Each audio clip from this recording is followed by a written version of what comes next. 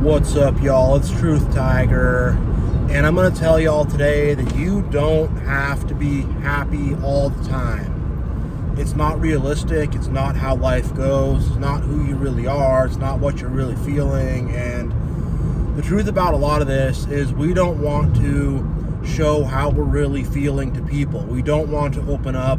We don't want to make ourselves vulnerable because that can sometimes be dangerous. So a lot of times we'll tell people we're doing all right, even if we're not doing all right. We'll put on a fake smile and say we're happy, even if we're not happy, because we don't want to show people what's really going on with us. We don't want to expose that to them because it could be dangerous. They could think less of us. They could use it against us later. There's multiple reasons why we don't want to show people how we're really feeling, but I'm going to tell you guys today that in the end of the day, it's not really healthy to pretend to be happy when you're not happy. And in the end of the day, if people can't accept how you feel, that's not going to be good. They are not people you should have in your life. You should have people who can accept you whether you're feeling happy or not, So you got to be careful with that. But what a lot of people do is they act all fake happy, and then they just shove everything down. They shove everything down, and they don't deal with their traumas. They don't deal with their issues, and they put on this fake happy face that I'm happy, I'm having a good time, even though you're not. And this is a coping mechanism. And this is a coping mechanism I started to do as a child and adopted because whatever, I'm not fine, but my parents ask, how you doing? Fine. Because they might try to say, I have a diagnosis, we're going to send you to this therapist, what's wrong with you? Why are you like this? Why are you unhappy? This is the problem. Now you're unhappy, you're making me unhappy, and we got to fix this. And who knows what fixing this means. And a lot of people can get like that if they see you're not happy all the time. I think I was reading this story from the ancient Persian court, King Xerxes or whatever, and one of his advisors or something was having a bad day. And it was this thing where his advisor had to pretend to have a good day, because if you're around King Xerxes and you're not showing good cheer, you're not in a positive mood, you're not making the king happy, well, he might just cut your head off. And that would happen. So, I think this is that same mentality we carry forward. We don't want to metaphorically get our head cut off by people. We don't want people to reject us. We don't want people to throw us aside. And with a lot of narcissists, that's all it can take for them to start to plot against you and for them to start to want to destroy your life. That's all it can really take. So, again, screw these people. Be who you really are. Don't shove your stuff down. But at the same time, I want you guys to recognize why we do this. It's not just simple people pleasing. It's a deep, survival mechanism. And around certain people, don't tell them what's going on. Say, how you doing? Not great. I don't want to talk about it. Boom. That's how you got to be around certain people. You got to set those boundaries. But at the same time, you don't want to say, oh, I'm doing great. I'm so happy. Yay. When you're not happy. Because that's not healthy. And it's we have all these traumas. We have all these wounds. We have all this, stuff, I was thinking about it last night, man, I feel so alone. I feel so betrayed. I feel so abandoned, and I realized, I have all this depression and anxiety and shame, and I have all this emotional inner hurt because I've been screwed over by a lot of people. I've been abandoned by a lot of people, most of all by my own family, most of all by my own parents. And it's just you have these deep feelings, especially when you're a very little kid, when you're very young and you're very small, you're much more sensitive at that age.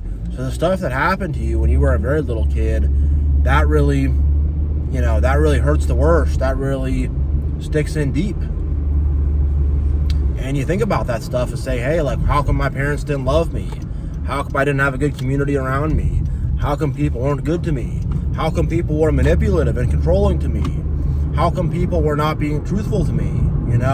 Why were these people so manipulative and so tricky? Why do they play so much games?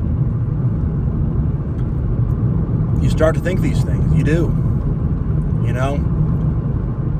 I remember being a little kid for my first birthday party. I don't remember this, it was just relayed to me, but for my first birthday party, my parents went and got me a bunch of presents.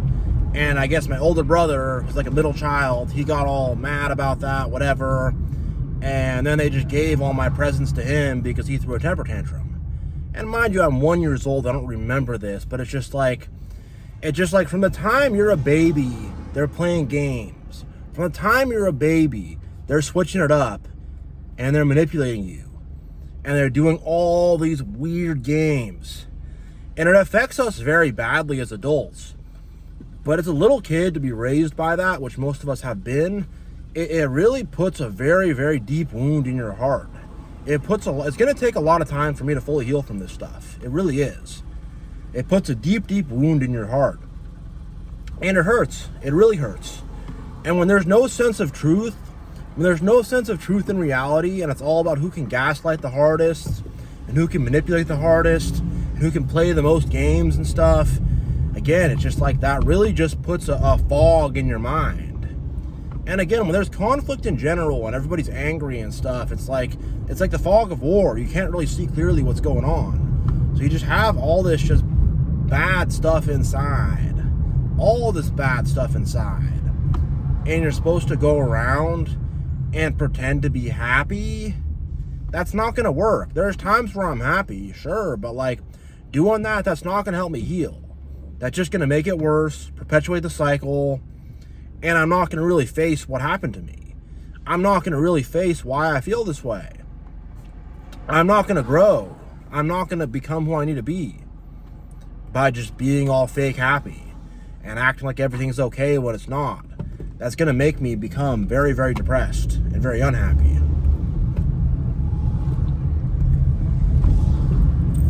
And I really want to reiterate that when we were children, our needs were not met. We were not given the love or the attention that we needed. We were given a lot of gaslighting, a lot of shame, a lot of games, and we were treated like an object. We were treated like we really did not exist. We were treated as something for narcissists to get supply from. We were treated as someone who our parents could use to get attention for themselves.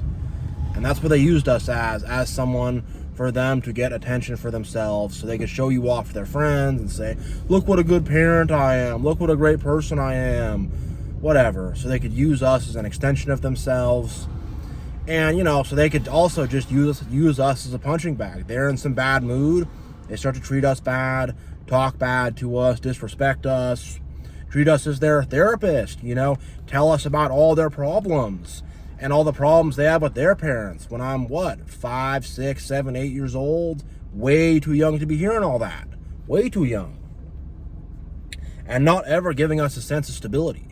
Not giving us a sense that like you're in this family, it's stable, you're good, we're all cool, you're safe here. No, the idea of like you could say one thing and then now your mom's gonna freak out and she's gonna take away everyone's computers, take everyone's PlayStation away, whatever.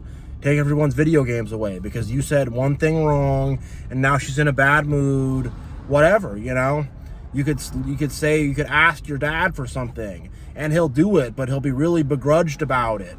And then he'll go and sulk and he'll go and be really passive aggressive and just, withdraw really hard and not be around and that was just my deal. But whatever your family's dynamic was, it was. But you're in this situation where you're very careful about what you say, you're very careful about what you do. You're really feeling like if you say and do one wrong thing, you're gonna just knock over the whole Jenga tower. And the thing is, it wasn't your fault that your family was like that. It wasn't your responsibility to have to save it. But at the same time, you're a little kid, and it's like, I'm a little kid. I don't want to, end up in foster care. I don't want to just, have, Child Protective Services take me away. I don't want that to happen. I don't know, it's like I'm worried. I don't want the king to just freaking cut my head off for no reason because he didn't like the way I looked at him. So I'm like, all right, now I just got to be all this certain way. So I don't, so things don't just fall apart. And, and then you start to realize, like, you want attention, you want parental attention. That's like currency. That's like crack. If you're in a narcissistic family, parental attention does not come very often. Parental attention is not given out as needed.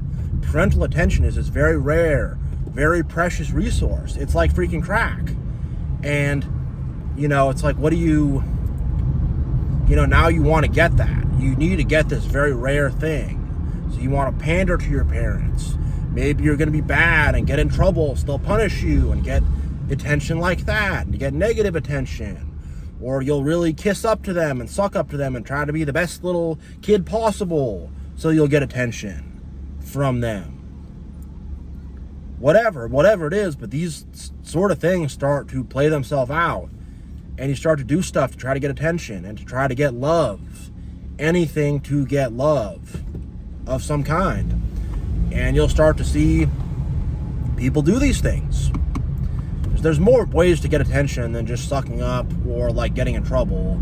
There is, but those are the only two I can think of. But you start to want to get attention any way possible. And a big way to get attention, I'll tie this back to the title, a big way to get that parental attention is to act happy all the time. You're happy, you're nice, you're easy to be around. You always got to smile, you're positive, you're in a good mood. Now we feel good. And if you're not in a good mood, or if you're like complaining about things, or you're like, this family sucks, why do I have to put up with this BS? Why can't you guys be good parents and love me and take care of me? Why are you ruining my life with this crap? That's not going to get you a lot of love. That's going to get you go to your room. Maybe it'll get you smacked. Who knows whatever kind of family you came from, but that can cause instability. You're not going to get the parental attention you want. You're going to not get it at all. So, it's like, gotta act happy, gotta pretend to be happy, gotta pretend everything's okay, gotta not bring up problems, not bring up issues, not be a downer, not be that kind of person, or else I will be abandoned even worse than I already am. And I will not get attention. As attention starved as I already am, I'm not going to get it. I'm going to get even less. Even less. And I really think that's what it comes down to, is childhood abandonment. It does. That's where all our issues come down to, is childhood abandonment. And, when we're going through all these issues, we're going to be all fake happy, put on a big fake smile. No, that doesn't work. That's not genuine. That's not honest. It's not. It's not. It's really not. And, we need to heal from these issues. And part of healing from these issues is facing them and dealing with them. Facing them head on with faith and with courage. And if you're all fake happy all the time and running from your problems and pretending they don't exist, they're just going to get bigger and bigger and bigger. And they're going to become worse and worse and worse. And, before you know it, you're not going to be able to face life anymore.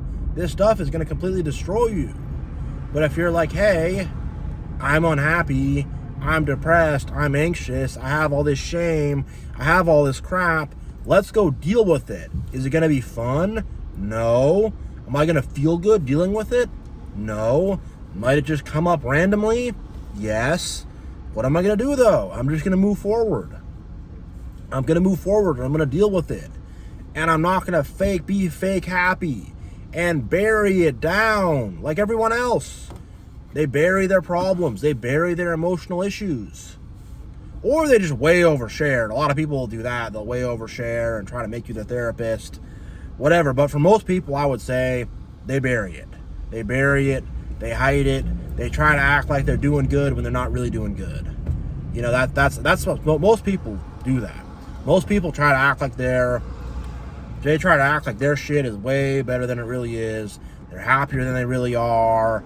Their relationship is going better than it really is. Their job's going better than it really is. Whatever. They really try to act like they're so happy and it's some big, awesome, fun, great time, and it ain't. And the thing about that kind of idealization is, like, you don't have to face mistakes either. I've made my own mistakes. It's not all my family. It's not all society. There's bad decisions I've made on my own. And if you try to act all fake happy, you're not going to face that either. And you're going to say, oh, well, I made some bad choice that set me back, but really it was good though, because it's like, no, it wasn't. I already had all this freaking dumb stuff I was dealing with from my environment and my family, and then my ego got in and I made it worse. And I'm not going to, I'm not going to improve or get ahead or win by saying like, oh, wow, it was actually good. Oh, I put salt instead of sugar in the cake, and it's actually better. It's more savory now. You should try a piece. No, it's like I've screwed up. And then how much more so, especially with my parents, they try to act like my childhood was this big, fun, great time, and all our mistakes actually had these good silver linings, and and it really was a great time, and it wasn't so fun. And they try to do that because they know deep down it was not. They know there's a lot of deep wounds. They know there's a lot of deep issues. And they want to just spray paint over it. They want to just, cover it up. They want to cover it up. They want to take a turd. They want to take a piece of poop. And they want to spray paint it gold and put a bunch of perfume on it and go, oh, wow, it's so pretty. Doesn't it smell so good and look so good? And it's like, I know what's underneath all that. You ain't going to hide it. What I'm going to do instead, I'm going to take a dog bag, I'm going to pick that stinky, smelly thing up, and I'm going to throw it in the trash. And I'm going to keep doing that. Well, they spray paint this stuff and spray perfume on it and act like everything is great and they're so happy and it's such a good time. And it's like I can see underneath that is not how they're feeling. At all. At all, at all. And a lot of these people that go to therapy and stuff, I don't know what they do there, but it's like you'd think they would have growth. You'd think they'd grow. You'd think they would, actually look at themselves. Anything but that. Anything but that. Anything but actually looking at themselves. Whatever. They do this stuff. Oh, I went to therapy. I read a book. Ba-da-da-da. It's like, well, did you self-reflect? Anything but that, because they don't want to look at how many freaking turds are in their heart. They don't want to look at the ugly freaking shit show that it really is. Because their egos can't take that. They can't deal with it. They can't see it. They can't face it. They can't face reality. Reality can be pretty ugly sometimes, and they can't face it. So yeah, I'm going to end this video here. Thank you all so much for watching. God bless, much love, and I'll see you all next time.